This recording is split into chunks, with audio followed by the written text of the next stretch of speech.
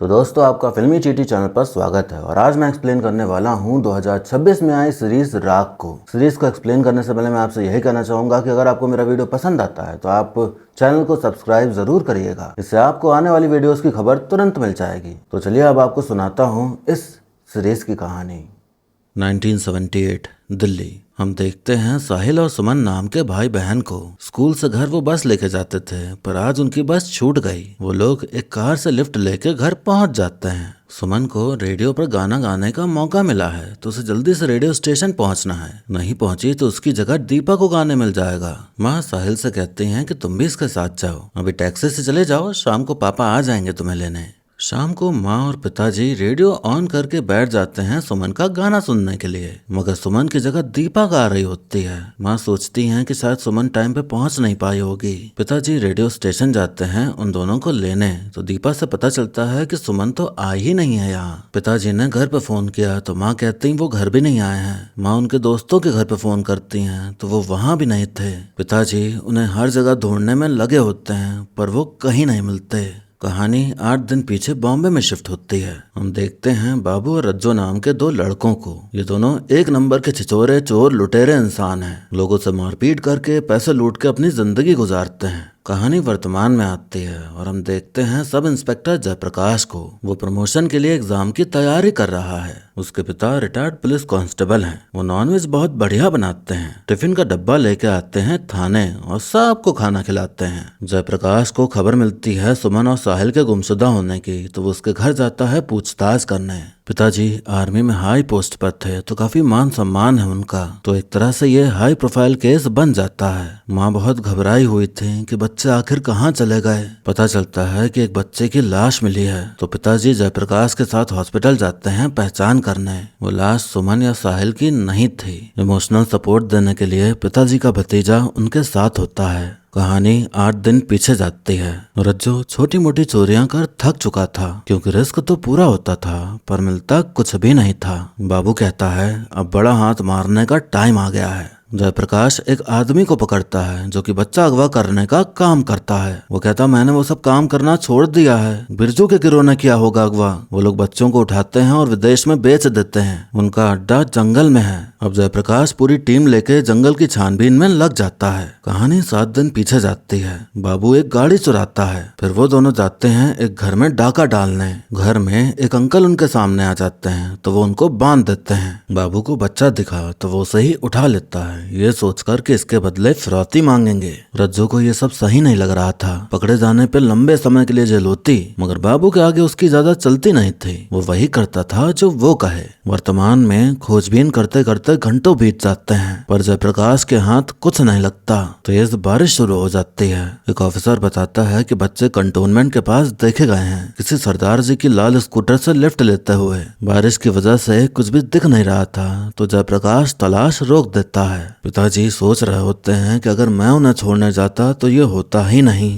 अब अगली सुबह एक आदमी जंगल में भेड़ चरा रहा होता है, तभी उसे दिखती हैं 2 लाशें जो कि थीं साहिल और सुमन की। जयप्रकाश आता है छानबीन करने। बहुत बुरी तरह से मारा गया था उन दोनों को। उनके घाव देख के जयप्रकाश का दिल दहल जाता है। पिछली रात वो लोग इस जगह से थोड़ी दूर से ही वापस लौट गए थे। बहुत अफसोस हो रहा था उसे इस बात का। उन्हें कार का एक शीशा पड़ा मिलता है पर वहाँ कोई कार नहीं थी। जयप्रकाश अपने सीनियर से कहता है 2 बच्चों को यहाँ तक लाना, उन्हें मारना, मुझे नहीं लगता ये किसी एक इंसान का काम है। अच्छी खासी फिरौती मिल सकती थी तो आखिर मारा क्यों। वहाँ मीडिया आ जाती है तो उन्हें ज्यादा जानकारी नहीं दी जाती क्योंकि हाई प्रोफाइल केस था। पिताजी अपने बच्चों को इतनी बुरी हालत में देख एकदम से टूट जाते हैं। अब शहर के उन सभी सरदारों से पूछताछ की जाती है जिनके पास लाल स्कूटर है। एक नया डिपार्टमेंट बना है जिसे फॉरेंसिक डिपार्टमेंट कहते हैं। जयप्रकाश कहता अब ये लोग क्लिनिक में बैठ के हमें बताएंगे कि कैसे क्या हुआ था, पुलिस का काम भी यही करेंगे क्या। वो सरदार जी मिल जाते हैं जिन्होंने बच्चों को लिफ्ट दी थी। वो बताते हैं कि लड़के ने बहुत विनती की थी तो मैंने लिफ्ट दे दी। उन्हें रेडियो स्टेशन जाना था लेकिन मुझे पोलो क्लब, मैंने बस स्टैंड के पास ही उन्हें छोड़ दिया था। उस टाइम तो बच्चे एकदम नॉर्मल थे, ऐसा कुछ लगा ही नहीं कि उनके साथ कुछ ऐसा हो जाएगा। पिताजी दोनों बच्चों की लाश घर लेके आते हैं। माँ ये मानने से इनकार कर देती हैं कि वो उनके बच्चे हैं। सदमे में चली गई थी वो। कहानी 6 दिन पीछे जाती है। जिस बच्चे को चुराया था बाबू उसके पिता को फोन कर उससे 2 लाख मांगता है। बाबू जाता है एक हॉस्पिटल एक नर्स से मिलने जिसका नाम है मीना। वो नर्स उसकी प्रेमिका है। वो कहता है जल्द ही मैं लखपति होने वाला हूँ, फिर तुमको यहाँ से ले जाऊंगा। बाबू पैसे लेने जाता है पर पुलिस तैनात थी वहाँ, तो कैसे भी करके जान छुड़ा के भाग निकलता है वो। वर्तमान में जयप्रकाश जाता है फॉरेंसिक डॉक्टर से मिलने फॉर्मेलिटी के लिए। डॉक्टर बताते हैं कि घाव देखकर पता चलता है कि लड़के पर किसी तेज धार वाले हथियार से वार किया गया है, जैसे कोई तलवार। सुमन को कई चोटें आई हैं, पर मौत का कारण है सर पर वार किया जाना। डंडे से मारा गया है उसके सर पर। उसके साथ दुष्कर्म भी किया गया है। जो गाड़ी का शीशा मिला था उसमें हरा रंग लगा है, यानी गाड़ी हरे रंग की है। जयप्रकाश ये सब कभी नहीं पता कर पाता। अब उसे समझ में आ जाता है कि ये डिपार्टमेंट ऐवा ही नहीं है, बहुत काम का डिपार्टमेंट है ये। सीनियर जयप्रकाश को बुलाते हैं मिलने के लिए। वो देखता है कि उसके पिताजी सीनियर को भी खाना खिलाने में लगे पड़े हैं। सीनियर कहते हैं ऊपर से बहुत प्रेशर आ रहा है, मैं ये केस इंस्पेक्टर चौहान को सौंप रहा हूँ। जयप्रकाश कहता मेरी टीम पूरी तरह लगी हुई है सर, पूरी कोशिश कर रहे हैं हम। सीनियर कहते कोशिश काफी नहीं है, अभी तो कोई सुराग नहीं मिल पाया है तुम्हें। वो गाड़ी जिससे बच्चों को ले गए या जिससे खून किया वो हथियार कुछ भी हाथ नहीं लगा है तुम्हारे, तो बेहतर होगा कल सुबह चौहान को केस हैंडल कर दो। कहानी 6 दिन पीछे जाती है। बाबू गुस्से में बच्चे को मारने जा रहा होता है क्योंकि उसके पिता ने पुलिस बुला ली। रज्जो उसे रोक रहा होता है कि अगर बच्चे को मारा तो बहुत बड़ा कांड हो जाएगा, मत करो, फांसी पे नहीं चढ़ना है मुझे। दोनों में खूब लड़ाई होती है। बच्चा रोए जा रहा होता है। उसके रोने से चिढ़कर बाबू चाकू घोंप घोंप कर उसे मार डालता है। फिर कहता अरे ये क्या हो गया, अब निकलते हैं यहाँ से रज्जो, जल्दी सामान पैक करो चलो। रज्जो सोचता है अब उसकी जिंदगी खत्म समझो। वर्तमान में हम देखते हैं निसार नाम की पत्रकार को। वह आजकल के पत्रकारों से बिल्कुल उलट है। समाज में हो रहे गलत को सबके सामने लाने वाली पत्रकार है वो। वह भी सुमन और साहिल के केस पर काम कर रही है। जयप्रकाश निसार से मिलने आता है। दोनों प्रेमी प्रेमिका हैं। वो कहता है जब हम लखनऊ से दिल्ली आए थे तब दिल्ली बगीचों का शहर लगता था। नीलगाय, मोर, खरगोश ये सब दिखना तो आम बात थी। एक बार तो बब्बर शेर भी दिखा था मेरे पिता को। अब तो शहर के 100 मील तक जानवर ही नहीं है। आज बच्चों को देख के लगा कि काश जानवर रह जाते तो ठीक था, कम से कम इंसानों की हैवानियत से यह शहर बचा तो रहता। तभी वो सोचता है कि आज की रात तो है ही केस उसके हाथ में, तो आज की रात ही हाथ पैर मार लेता हूँ, क्या पता शायद कुछ हाथ लग जाए। जयप्रकाश मौका वारदात पे जाता है छानबीन करने, तो उसे वहाँ सोनम और साहिल के पिताजी खड़े मिलते हैं। वो कहते हैं सोनम बहुत बहादुर है, लेकिन साहिल अंधेरे से बहुत डरता है। यहाँ चारों तरफ सन्नाटा है, फिर भी किसी को मेरे बच्चों की चीखें नहीं सुनाई दी, मुझे भी नहीं। एक पिता का दर्द देख जयप्रकाश और भी ज्यादा मन में ठान लेता है कि वो ढूंढ कर रहेगा उन कातिलों को।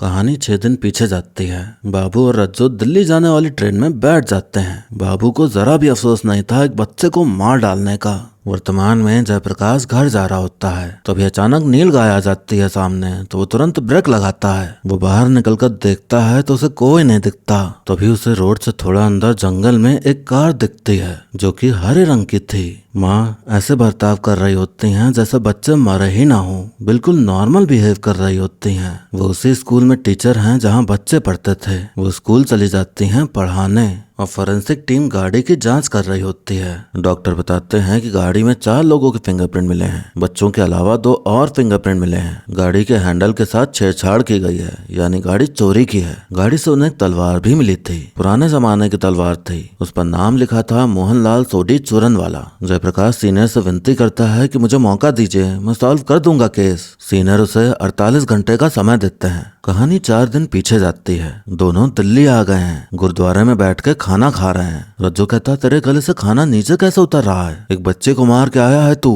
बाबू कहता तुमको तो मालूम है ना, मुझे जल्दी गुस्सा आ जाता है, मेरा बाप था नहीं, आज रसोई में जलकर राख हो गई, देख मेरा हाथ भी जल गया था तब। अपने आप को मारते हुए कहता मैं तेरे माफी के लिए भी काबिल नहीं हूँ, अब से एकदम सीधे जिंदगी जिएंगे, कोई गलत काम नहीं करेंगे। रज्जो कहता है यहाँ मेरा एक दोस्त है, 5 स्टार होटल में गाना गाता है, उसके पास चलते हैं। स्कूल में माँ को देखकर सब हैरान हो जाते हैं कि ये इतनी नॉर्मल कैसे हैं। माँ इमेजिन कर रही थी कि आज शाम को तो सुमन रेडियो पर गाना गाने वाली है। पिताजी एक आदमी से मिलते हैं, उसे कुछ पैसे देते हुए कहते हैं काम हो जाना चाहिए। जयप्रकाश मोहनलाल चूरनवाला के घर पहुंच जाता है। एक आदमी बताता है कि मोहनलाल तो कब का गुजर गया, अब उसका बेटा है बल्लू, वो लड़कों का दीवाना है। धनीराम नाम के लड़के से चक्कर चल रहा था उसका, बहुत पैसा था इनके पास, बल्लू ने सब उड़ा दिया, अब पता नहीं कहाँ रहता है वो। कहानी 4 दिन पीछे जाती है। रज्जो का दोस्त प्यारे मोहन 5 स्टार होटल में नहीं, 5 स्टार होटल का नाम था जिसमें वो गाना गाता है। प्यारे मोहन आधा लड़की आधे लड़के का गेटअप लेके दोनों आवाज में गाता है। बल्लू उसके पीछे पड़ा हुआ था, छेड़ता रहता था उसे हरदम। जयप्रकाश के पिता सब सीनियर ऑफिसर्स को डब्बा ही पहुंचाते रहते थे। जयप्रकाश को काफी एम्बैरेसिंग फील होता था। वो कहता है आप चौकी मत आया करिए, ये डब्बा पहुंचाने का क्या नाटक लगा रखा है। पिताजी कहते तुम समझते नहीं हो, बना के रखनी पड़ती है, नजरों में रहना पड़ता है, जरूरी है। जयप्रकाश कहता खुश करने में और खुशामद करने में फर्क होता है। एक केस हाथ आया है बड़ी मुश्किल से, छोटा मोटा केस नहीं है ये, आप मेरा हौसला नहीं बढ़ा सकते, कम से कम मेरा मजाक तो मत बनाइए। कहानी 4 दिन पीछे जाती है। तीनों मदिरा पी रहे होते हैं। प्यारे मोहन अपनी कहानी सुना रहा होता है कि वो यहाँ तक कैसे आया। वो बताता है कि जब इमरजेंसी लगी थी तभी रज्जो की नसबंदी कर डाली थी लोगों ने। इस बात पर उसका खूब मजा लेते हैं ये दोनों। फिर प्यारे मोहन बल्लू को गरियाने लगता है क्योंकि वो उसे छेड़ता रहता था। ये भी जिक्र करता है कि वो बहुत रईस आदमी है। बाबू के कान खड़े हो जाते हैं ये सुनकर। फोरेंसिक डॉक्टर बताते हैं कि बच्चे पीछे वाली सीट पे थे, आगे से बच्चों पर हमला किया गया, वो भी कई बार। आगे वाली सीट पर भी बच्चों का खून मिला है, यानी साहिल और सुमन ने पलटवार भी किया है। गाड़ी में खून खराबा देखकर लगता है कि दोनों खूनी को इतना जख्मी किया है कि उन्हें अस्पताल जाना पड़ा रहा होगा। जयप्रकाश जाता है अस्पताल पूछताछ करने। डॉक्टर बताते हैं कि पास के बस्ती में अचानक मलेरिया के काफी केसेस आ गए थे, तब हम इमरजेंसी केसेस ही हैंडल कर रहे थे, तभी 2 लोग आए थे, दोनों काफी जख्मी थे। सारी जांच के बाद ये दोनों अचानक गायब हो गए। उनमें से एक का हाथ जला हुआ था, भाषा भी अजीब थी उसकी, यहाँ के नहीं थे वो। मैंने पुलिस को खबर कर दी थी इस बारे में। जो ऑफिसर उनसे मिला था वो बताता है कि हम रिपोर्ट लिख रहे थे, दोनों बोले कि गाड़ी ठुक गई थी हमारी, हम गरीब लोग हैं, पुलिस के चक्कर में नहीं फंसना चाहते, इसलिए रिपोर्ट मत लिखिए। मैंने दया खाकर उन्हें जाने दिया। दोनों ने अपना नाम बताए थे, प्यारे कुमार और मोहन कुमार, पता भी है हमारे पास उनका। मेन बात ये थी कि जिस रात पिताजी अस्पताल आए थे जयप्रकाश के साथ बॉडी की पहचान करने, उस वक्त दोनों वहां मौजूद थे। कहानी 4 दिन पीछे जाती है। ये तीनों जा रहे होते हैं बल्लू के घर। प्यारे मोहन सोच रहा था कि धमकाने आए हैं उसको, पर बाबू के मन में तो कुछ और ही चल रहा था। वो बल्लू से कहता है तुमको प्यारे मोहन के साथ जो करना है कर लो, बदले में घर पे जो है सब मुझे दे दो। बल्लू कहता मैं उसके साथ क्या, तुम दोनों के साथ भी करूंगा। दोनों मिलकर उसे पीटना शुरू कर देते हैं। प्यारे मोहन ने इतना सब करने का नहीं सोचा था, वो डर के मारे भाग जाता है। वर्तमान में जयप्रकाश पहुंच जाता है प्यारे मोहन के घर। उन दोनों ने उसी का पता दिया था। अतीत में उन दोनों को बल्लू के घर में कुछ नहीं मिलता। बाबू को दिखती है दीवार पर टंगी 2 तलवारें। वर्तमान में जयप्रकाश को घर से एक तलवार मिल जाती है तो यकीन हो जाता है कि खूनी यहीं पर थे। प्यारे मोहन तो भाग निकला स्कूटर लेके। वो लोग फिर से कार चोरी करते हैं जो कि हरे रंग की थी। निसार पूछताछ करते करते एक दूध वाले के पास पहुंच जाती है जिसने उन 2 बच्चों को देखा था कार में। वो बताता है कि मैं दूध लेके जा रहा था कि तभी एक कार ने कट मारा। मैं उस पर चिल्लाया तो वो रुक गई। मुझे कार में से चीखने चिल्लाने की आवाजें सुनाई दी। फिर खून से लथपथ एक बच्ची दिखी जो कि मदद के लिए पुकार रही थी कार के अंदर से। मैंने गाड़ी को रोकने की बहुत कोशिश की पर वो मुझे टक्कर मारकर भाग गए। बारिश हो रही थी तो उनका चेहरा नहीं दिख पाया। मैं लंगड़ाते हुए घर आया और अपने भाई को भेजा पुलिस स्टेशन, पर किसी ने नहीं सुनी उसकी। सहायता केंद्र भी फोन किया तो भी कोई मदद नहीं मिली। जयप्रकाश ने उस ऑफिसर की मदद से स्केच बनवा लिया था उन दोनों का जिसने उन दोनों को देखा था अस्पताल में। प्यारे मोहन के घर के ओनर को स्केच दिखाता है तो वो कहता है कि इनमें से कोई भी प्यारे मोहन नहीं है और प्यारे मोहन अलग अलग नाम नहीं है, एक ही नाम है। प्यारे मोहन मेरे घर पे रेंट पे रहता था, वो एक बार में काम करता है। बार कहाँ है मुझे नहीं पता, पर यह बताया था कि ये घर उस जगह से बहुत नजदीक पड़ता है जहाँ वो काम करता है। निसार ने हेडलाइन छाप दी कि बढ़ते हुए अपराध या दिल्ली पुलिस की लापरवाही। ये देख जयप्रकाश का मूड ऑफ हो जाता है कि मेरी प्रेमिका मेरे ही खिलाफ लिख रही है। बल्लू के प्रेमी धनीराम का पता चल जाता है तो जयप्रकाश उससे मिलने जाता है। वो बाल बच्चे वाला आदमी था, फिर भी घर के बाहर चक्कर चला रहा था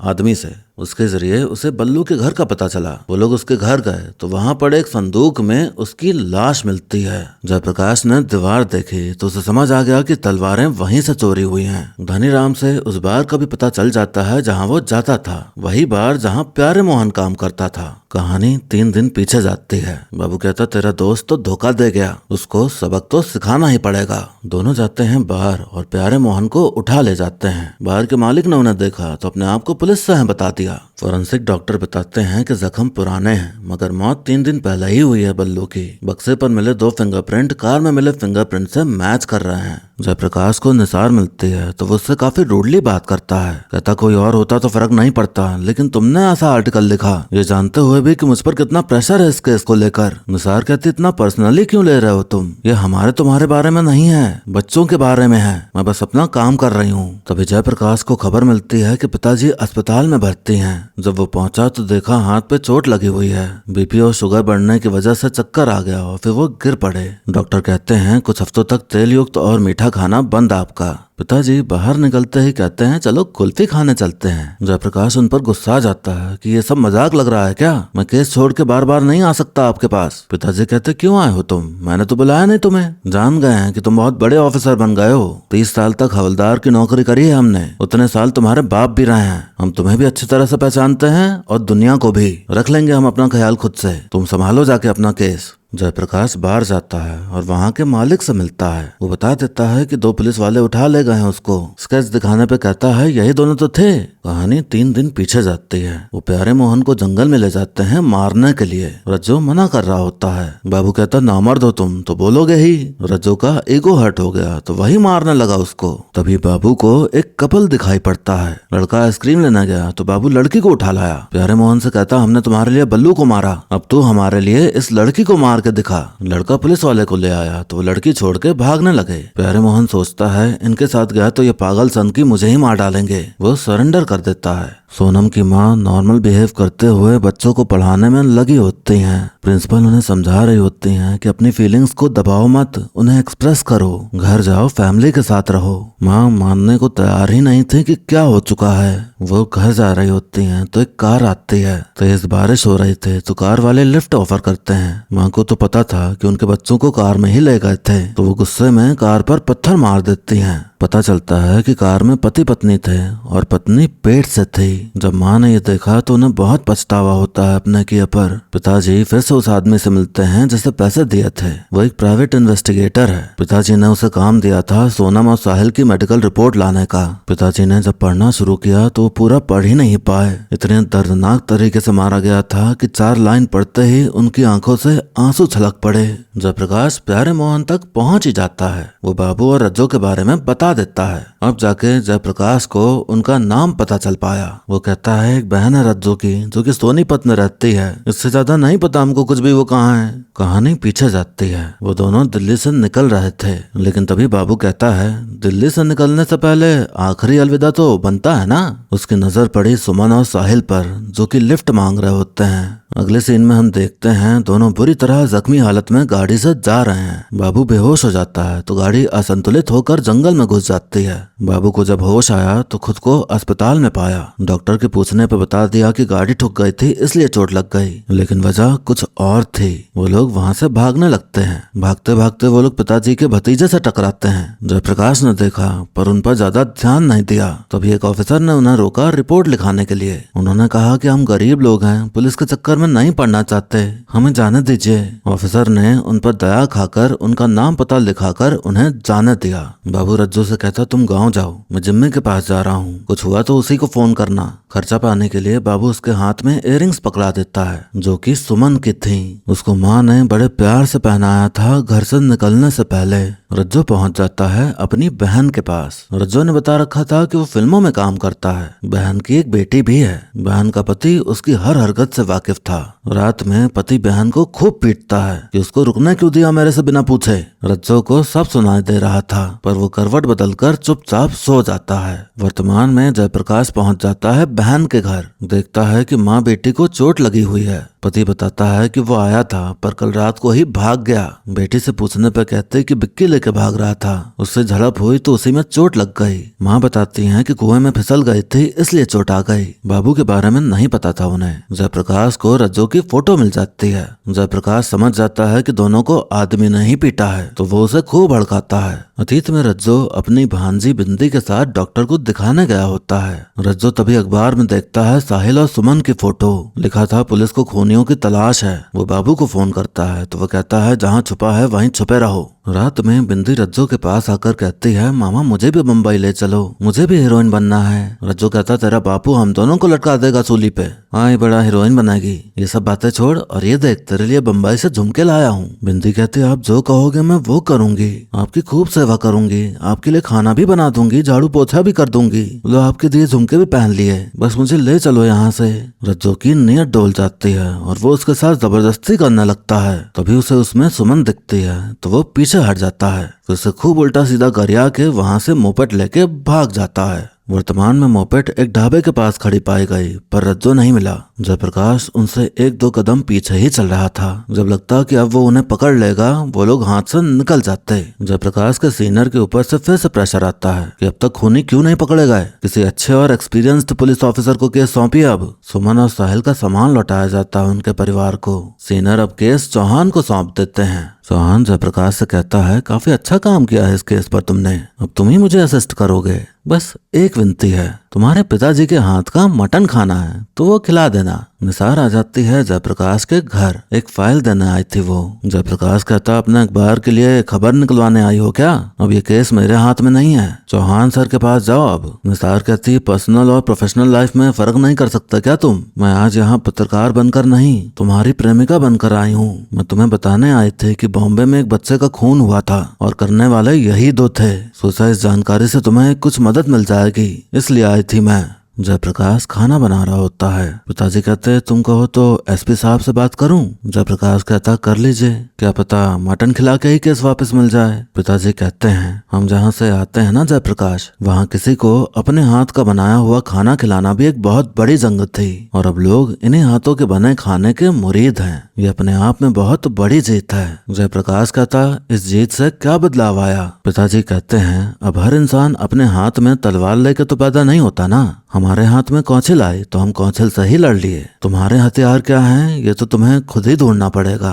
मुंबई से एक पुलिस ऑफिसर का फोन आता है। वो बताते हैं कि कल रात एक आदमी और उसकी औरत पर हमला हुआ है। आपका भेजा स्केच दिखाया तो उनमें से एक को पहचान गए हैं जो कि है बाबू। वो यहाँ वापस आ गया है। मुंबई जाने की परमिशन नहीं सारा टाइम निकल जाता, तब तक बाबू वहाँ से भी भाग निकलता। जयप्रकाश सोचता है कि वो बिना परमिशन लिए ही जाएगा और उसको पकड़ के लाएगा। माँ जब अपने बच्चों के सामान को देखती हैं तब उनका नॉर्मल रहने का किरदार टूट जाता है। उन्हें अब जाके हिट करता है कि अब उनके बच्चे जा चुके हैं, वो नहीं रहे इस दुनिया में। वो फूट फूट कर रोती हैं। अब हमें बाबू का बचपन दिखाया जाता है। स्कूल के टीचर परेशान हो चुके हैं उससे क्योंकि वो बहुत शैतानियां करता है। कभी किसी बच्चे का सर फोड़ दिया, कभी किसी बच्चे के मुंह में कंचे घुसा दिए, ऐसी जानलेवा हरकत करता था वो। बाबू माँ को शहद देकर कहता अब मैं इसके जैसा बर्ताव करूंगा। बाबू ने जिस बच्चे को पीटा था माँ शहद उसे दे रही होती है। बच्चा कहता मैं शहद नहीं ले सकता, बाबू ने स्कूल से चोरी किया है। बाबू को गुस्सा आ जाता है कि इस बच्चे ने उसके मासूम होने का सारा प्लान खराब कर दिया।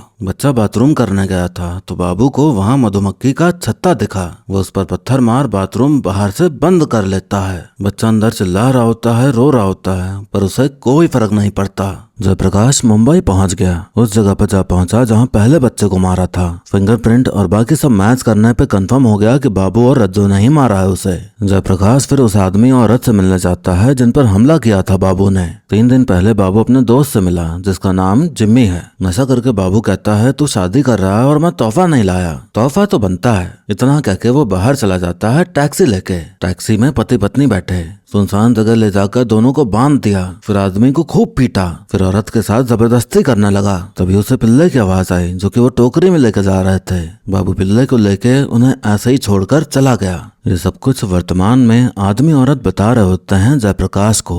अब हमें बाबू की जवानी का समय दिखाया जाता है। बाबू बाल सुधार गृह से निकलकर सीधे जाता है अपनी माँ के पास। माँ ने अपनी नई जिंदगी बसा ली थी। उनकी एक बेटी भी है। वो डर रहे थे कि ये क्यों आया है यहाँ। माँ उसे घर में पड़ा सारा पैसा देते हुए कहती हैं, तुम अब जाओ यहाँ से, बड़ी मुश्किल से अपनी जिंदगी सुधारी है, मैं हाथ जोड़ती हूँ, तुम चले जाओ यहाँ से। बाबू कहता, मैं चला जाऊंगा, लेकिन पहले ये बताओ कि तुम्हें मुझसे प्यार है कि नहीं। बच्ची रोने लग जाती है। बाबू को गुस्सा आता है ये देख के कि माँ तो उसको प्यार कर रही है। बाबू कहता, लाओ मैं चाय बना के लाता हूँ। माचिस कहाँ है। वर्तमान में जयप्रकाश को बाबू की माँ का पता चल जाता है तो वो उससे मिलने जाता है। माँ की पूरी बॉडी जली हुई थी। माँ कहती है, दायित्व पैदा किया है मैंने, सब जला दिया उसने, जिंदगी खा गया वो मेरी।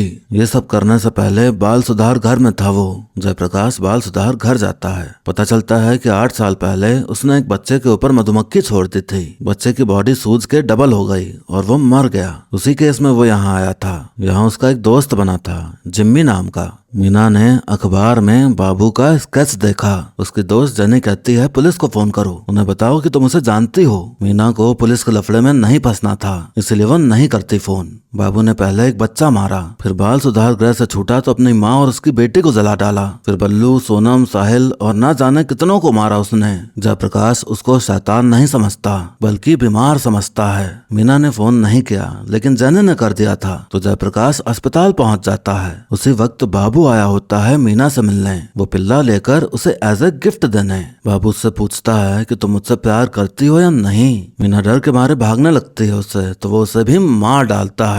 बाबू भाग निकला, फिर से नहीं पकड़ पाया जयप्रकाश उसको।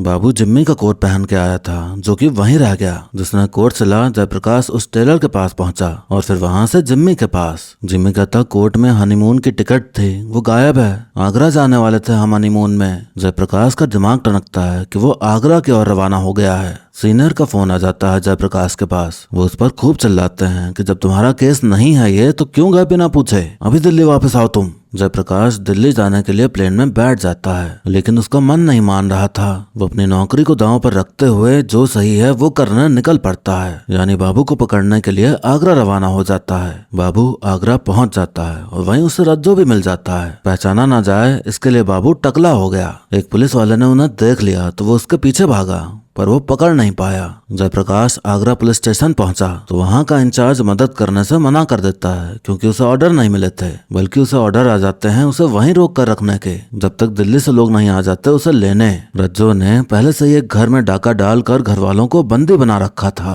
रज्जो को घर से एक देसी कट्टा मिलता है, पर गोलियां नहीं थी। जयप्रकाश ऑफिसर को समझाता है कि उनका पकड़ा जाना जरूरी है, पर ऑफिसर को अपनी नौकरी प्यारी लग रही होती है तो वो ऑर्डर्स के खिलाफ नहीं जा रहा होता। ये दोनों निकल जाते हैं बंदूक की गोली खरीदने। पुलिस को खबर मिलती है कि वो लोग मार्केट में दिखे हैं। जयप्रकाश कहता है, पिछले कुछ दिनों से सिर्फ लाशें गिनते चला आ रहा हूँ, यही दिमाग में चलता रहता है कि अब किसकी जान लेंगे, इनको पकड़ना होगा वरना कोई और बेगुनाह अपनी जान गंवा बैठेगा। पुलिस ऑफिसर कन्विंस हो जाता है और फिर लग जाते हैं दोनों को पकड़ने में। दोनों मिल जाते हैं तो जयप्रकाश और बाकी टीम लग जाती है उनके पीछे। वो ट्रेन पकड़ लेते हैं, लेकिन रज्जो जयप्रकाश के हत्थे चढ़ जाता है। बाबू एक बच्ची को कब्जे में लेकर कहता, रज्जो को छोड़ो नहीं, इसका गला काट दूंगा। जयप्रकाश कहता, काट दो, यहाँ मौजूद कितनों का गला काटोगे तुम, काटो, लेकिन आज तू बचेगा नहीं। रज्जो कहता, मैंने कुछ नहीं किया है, सब इसने किया है। रज्जो ने बाबू को धोखा दे दिया तो वो उसको छोड़ के भागने लगता है। ट्रेन में आर्मी के लोग भी बैठे हुए थे तो वो बाबू को पकड़ लेते हैं। उनकी मदद से जयप्रकाश बाबू को पकड़ने में कामयाब हो जाता है। जितना गुस्सा भरा था उसके अंदर, उसके लिए वो उसको मार मार कर पूरा गुस्सा उस पर निकाल देता है। दोनों दरिंदों के पकड़े जाने के बाद अब जाकर माता पिता सोनम और साहिल का अस्थि विसर्जन करते हैं। देश भर से चिट्ठियां भेजी थी लोगों ने माता पिता को हौसला देने के लिए। जयप्रकाश घर आ जाता है तो पिताजी खाना बना रहे होते हैं। आज वो खुद कहता है, बहुत भूख लगी है, खाने में क्या है। हमें दिखाया जाता है कि कितनी हैप्पी फैमिली थी सुमन और साहिल की, झूमते गाते मौज मनाते हुए रहते थे सब साथ में। अब हमें दिखाया जाता है कि सोनम और साहिल के साथ हुआ क्या था। सरदार जी ने उन्हें बस स्टैंड पे छोड़ा। सोनम ने लिफ्ट के लिए हाथ दिखाया तो एक गाड़ी रुकी। वो गाड़ी थी बाबू और रज्जो की। उन्होंने उन दोनों को लिफ्ट दी। सोनम ने शीशे में देखा कि गाड़ी चलाने वाला उसे ही देख रहा है। उसे काफी अनकंफर्टेबल फील हुआ तो उसने उतारने को कहा। बाबू गाड़ी नहीं रोक रहा होता। रज्जो भी कह रहा होता है कि उतार दो इनको, पर बाबू उसे ही गरिया देता है। जब बार बार कहने पे भी नहीं रोका तो सोनम छाते से बाबू पर हमला कर देती है, एकदम शेरनी बन के। फिर साहिल भी रज्जो पर टूट पड़ता है। बाबू रज्जो रज्जू से कहता तलवार उठा और मार। रज्जू तब भी मना कर रहा होता है कि बच्चे हैं जाने दो। बाबू से नामर्द बोलकर फिर से उसका ईगो हर्ट कर देता है। साहिल हाथ से तलवार पकड़ लेता है तो रज्जू तलवार खींच लेता है जिससे कि साहिल का हाथ कट जाता है। सोनम अपने झुमके उतार के दे देती है कि ये लो और हमें जाने दो प्लीज। सोनम को दूध वाला दिखा तो वो मदद के लिए चिल्लाने लगी। तभी साहिल ने हैंड ब्रेक खींच ली। रज्जू ने साहिल को पकड़ा और फिर बाबू ने गाड़ी भगाई। दूध वाले ने गाड़ी रोकने की कोशिश की पर बाबू ने उसे टक्कर मार के गिरा दिया। सोनम और साहिल हिम्मत जुटाकर एक बार फिर से दोनों पर हमला करते हैं तो रज्जू साहिल के तलवार घोंप देता है, वो भी कई बार। बाबू गाड़ी जंगल ले जाता है। साहिल बुरी तरह जख्मी होने के बाद भी उनसे लड़ने में लगा होता है। रज्जू उसे दूर ले जाकर तलवार से मार डालता है। बाबू सोनम के साथ दुष्कर्म करता है फिर रज्जू को भी करने कहता है। सोनम ने तब भी हार नहीं मानी, वो फिर से दोनों पर हमला कर देती है। सोनम साहिल के पास जाती है पर वो इस दुनिया को छोड़कर जा चुका था। तभी बाबू डंडे से सोनम के सर पर वार कर उसे भी मार डालता है। वर्तमान में जयप्रकाश ये सब कुछ बता रहा होता है अपने सीनियर को। सीनियर कहते हैं इन्होंने सोचा बच्चे हैं आसान निशाना होंगे। जयप्रकाश कहता यही उनकी भूल थी, बच्चों ने उन्हें इतना जख्मी कर दिया कि उन्हें अस्पताल जाना पड़ा, वहीं से उन तक पहुंचने का रास्ता खुला। सीनियर कहते इन्होंने ये सोच भी कैसे लिया कि ये सब करके वो बच जाएंगे। जयप्रकाश कहता ये सोच ही तो नहीं रहे हैं कि क्या सही है क्या गलत है। एक आदमी की निजी सोच जब भीड़ की सोच में तब्दील हो जाती है तो सारा समाज सड़ने लगता है। एक दिमाग से हजारों दिमाग और फिर सारा जंगल खत्म। सीनियर कहते अच्छा काम किया है तुमने, अच्छे ऑफिसर्स बहुत मुश्किल से आते हैं हमारे डिपार्टमेंट में, तुम अपने एग्जाम के लिए भी अपीयर हो सकते हो। अब दिन आ जाता है जब कोर्ट में जजमेंट होना था इन दोनों का। कोर्ट उन्हें फांसी की सजा सुनाती है। काफी मशक्कत के बाद सोनम और साहिल के परिवार को इंसाफ मिल ही गया। इंसाफ तो मिला मगर उन दोनों को खोने का दुख बहुत बड़ा था जो कि जिंदगी भर उनके साथ रहने वाला है। निसार ने बहुत अच्छे से आर्टिकल लिखा इस केस को लेकर। फ्रंट पेज पर छपा उसका आर्टिकल उसके नाम के साथ। जयप्रकाश का निसार और पिताजी से जो भी मनमुटाव था वो सब मिट गया, सब सही हो गया। हमें बताया जाता है कि अगर दोनों ने लिफ्ट ना ली होती तो उनका दिन कैसा होता। लिफ्ट लेने के बजाय वो लोग भागते दौड़ते ही रेडियो स्टेशन पहुंच जाते, वो भी टाइम पर। दीपा नहीं सोनम गाना गाती, घर पर माता पिता उसका गाना सुनते, सब सही होता, सब अच्छा होता।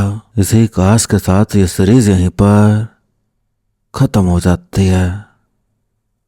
दोस्तों हमने देखी एक ऐसी सीरीज जो हमारे मन में काफी समय के लिए रह जाती है, सोचने पे मजबूर कर देती है कि जिंदगी में एक छोटे से स्टेप से भी जिंदगी कहां से कहां पहुंच जाती है। तो जब सब कुछ गलत हो जाता है तब लगता है कि काश ये कदम ना उठाया होता तो अच्छा होता। पर दिक्कत यही है कि हमें नहीं पता होता कि जो कदम हम उठा रहे हैं वो सही होगा या गलत होगा। लिफ्ट लेना सोनम और साहिल के लिए आम बात थी, लेकिन समाज में अच्छे लोगों के साथ साथ बाबू और रज्जो जैसे दानव भी रहते हैं। देखने पर लगता नहीं कि कोई बाबू और रज्जो हो सकता है, लेकिन हो कोई भी सकता है। हम ये सोचकर नहीं चल सकते कि दुनिया में हर इंसान अच्छा है, सब मदद करने के इरादे से ही अपना हाथ बढ़ाते हैं। कुछ होते हैं जो मदद करने का झांसा देकर आपका फायदा उठाते हैं। हमें सबको अच्छा इंसान समझकर नहीं बल्कि सबको शक की निगाह से ही देखकर चलना चाहिए, खासकर आज के समय में। आज के समय में तो अच्छा इंसान 10 में से 2 ही होते हैं। अब समय ही नहीं रहा वैसा कि हम किसी पर भरोसा कर लें, खास करके अनजान पर। यहाँ अपने नोज खाने को बैठे हैं तो अनजान पर तो भरोसा भूल कर भी मत करना। आपको बता दूं कि ये सीरीज सच्ची घटना पर आधारित है,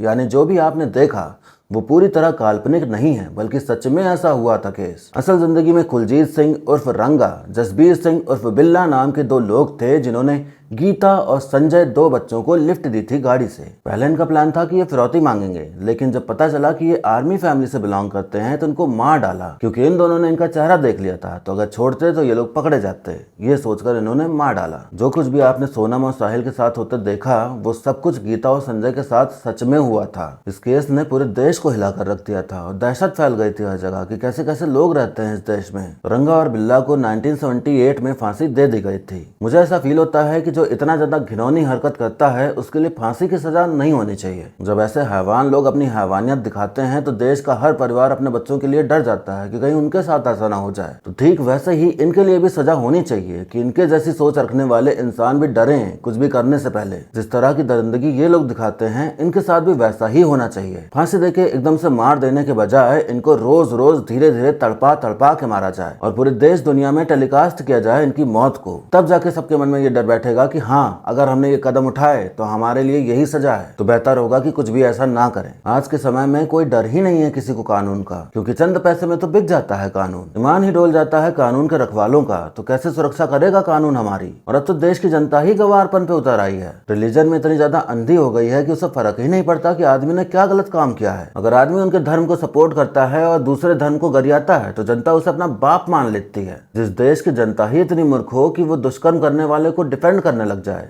उस देश में ऐसे केसेस कहां से रुकेंगे। धर्म बना लोगों को जीने का तरीका सिखाने के लिए, मार्गदर्शन देने के लिए, सही राह पर चलने के लिए, लेकिन लोगों ने अब इसका इस्तेमाल खुद को बचाने के लिए करना शुरू कर दिया है। कुछ भी अपराध करो फिर धर्म का नारा लगाना शुरू कर दो, फिर उस धर्म को मानने वाली जनता खुद ही आपको अपनी खोपड़ी पर बैठा लेगी। जब भी कोई इंसान ऐसा जुल्म करता है तो अक्सर यही कहा जाता है कि बचपन में बहुत ज्यादा झेला होगा उसने, या बहुत कुछ सहा है उसने अपनी जिंदगी में, इसलिए वो ऐसा बन गया, या उसे माँ बाप का प्यार नहीं मिला, या ऐसा माहौल नहीं मिला जहाँ वो अच्छी बातें सीख सके। उससे सही गलत में फर्क बताने वाला कोई था नहीं, इसलिए वो गलत राह पर चल पड़ा। मेरा ऐसा मानना है कि आपके साथ कुछ भी हुआ हो, कितना भी बुरा हुआ हो, खाने को पैसे ना हो, पीने को पानी ना हो, किसी ने अच्छे से बात ना की हो, ये सारे रीजंस आपको इतना घिनौना इंसान बनाने पे मजबूर नहीं कर सकते। आप अपने हक की लड़ाई लड़ सकते हो, लेकिन ऐसे दरिंदे हैवान नहीं बन सकते। आप ये सारे रीजन नहीं दे सकते कि उसकी जिंदगी में ऐसा कुछ हुआ था इसलिए वो ऐसा बन गया। साफ साफ यही बात है कि वो इंसान ही दरिंदा है, उसकी सोच ही गंदी है, इसलिए उसने गलत किया। अगर ऐसा ही है तो सबकी जिंदगी में मुश्किलें आती हैं, सब अपनी लाइफ में स्ट्रगल कर रहे हैं, तो क्या सब ऐसे ही खूनी या दुष्कर्म करने वाले बन जाते हैं क्या? देखो, बात यह है कि शैतान तो हर किसी में बसा है, लेकिन आपके अंदर समझ नहीं है कि इस शैतान को कैसे कंट्रोल करना है, कैसे उसे अपने ऊपर हावी नहीं होने देना है। अगर आपको ये नहीं पता है तो आप रंगा बिल्ला बनने से दूर नहीं है। एक ना एक दिन वो शैतान आप पर हावी होगा ही होगा और आप भी इस देश के लिए सबसे बुरे इंसान बन जाओगे। तो आपके आसपास कितनी भी नेगेटिविटी हो, कितनी भी बुराइयां हो, आप वो इंसान बनो जो उस बुराई से ऊपर उठकर कुछ अच्छा कर पाए, और जिन बुराइयों से आप गुजरे हो उन बुराइयों को आप खत्म कर पाओ, आगे ना बढ़ा पाओ। इस सीरीज की ये बात सबसे अच्छी लगी कि इसमें बुरे लोगों की ऑरा फार्मिंग करने की कोशिश नहीं की गई। वो बुरे हैं तो उन्हें बुरा ही दिखाया, भौकाल मारते या रौला काटते नहीं दिखाया। हमें उनसे नफरत होती है, उन्हें मार डालने का मन करता है। यही पहचान है एक अच्छे एक्टर की और अच्छे डायरेक्शन की। सीरीज को बहुत अच्छे से बनाया गया है। जो ऐसी सीरीज या मूवीज होती हैं जिनमें पहले से पता होता है कि अपराधी कौन है, वो बोरिंग हो जाती हैं, मगर ये सीरीज बोरिंग नहीं हुई। प्रेजेंट और पास्ट दोनों को साथ में चलाते हुए हमें कहानी दिखाई गई है। हम केस को सॉल्व होता हुआ भी देखते हैं और जुल्म होते हुए भी देखते हैं। जो 3 दिन का गैप बचता है, वो गैप हमें अंदर से असहाय महसूस कराता है कि हम सब होते हुए देख पा रहे हैं पर हम कुछ कर नहीं सकते, क्योंकि जो हम देख रहे हैं वो 3 दिन पहले ही हो चुका है। जयप्रकाश का बार बार चूक जाना उन दोनों को पकड़ने से जितना अफसोस उसे होता है, उससे कई ज्यादा हमें होता है। बुरा सबसे ज्यादा इस बात का लगता है कि उन 2 बच्चों ने सच में ये सब सहा था। आपको ऐसा फील होता है कि काश आप उस जगह पे होते और मना कर पाते कि मत बैठो गाड़ी में, मत जाओ उनके साथ। ये फीलिंग जो आप फील कर पा रहे हैं, ये तभी फील होता है जब सीरीज अच्छे से बनी हो। एक्टिंग की बात की जाए तो अली फजल ने अपने किरदार को बहुत अच्छे से निभाया है। मिर्जापुर के बाद ये डर लगा रहता है कि कहीं उनको देखने में वही किरदार याद ना आ जाए जो निभा चुके हैं वो उसमें, मगर हमें ऑफिसर जयप्रकाश ही दिखता है उनमें, और बिल्कुल भी सेम एक्टिंग नहीं लगती। बाकी और जितने भी कलाकार हैं उन सबका काम भी बढ़िया ही है, सबने बहुत अच्छी एक्टिंग करी है। एंड में यही कहना चाहूंगा कि किसी पर भी तुरंत भरोसा ना करें। इंसान के रूप में कब हैवान मिल जाए किसी को नहीं पता होता। रावण भी सीता माता का हरण करने साधु के भेष में ही आया था, तो एकदम से भरोसा करने के बजाय हर किसी को शक की निगाह से देखें, और जरा भी गलत लगे तो तुरंत कोशिश करो उस सिचुएशन से निकलने की। अब और कुछ बताने को है नहीं तो वीडियो को यहीं पर खत्म करते हैं, लेकिन आप जाने से पहले कमेंट करके बताइए कि आपको मेरा वीडियो कैसा लगा। अगर अच्छा लगा हो तो लाइक कर दीजिएगा, और नहीं अच्छा लगा हो तो डिसलाइक का भी ऑप्शन आपके लिए मौजूद है। और क्या कहना है, हाँ, अगर आप ऐसे ही मेरी आवाज़ में मूवी सीरीज की कहानी सुनते रहना चाहते हैं तो आप चैनल को सब्सक्राइब कर लीजिए, ताकि आने वाली वीडियोस की खबर आप तक तुरंत मिल जाए। बाकी मिलते हैं अब अगली वीडियो में, तब तक के लिए टाटा, बाय बाय और नमस्ते।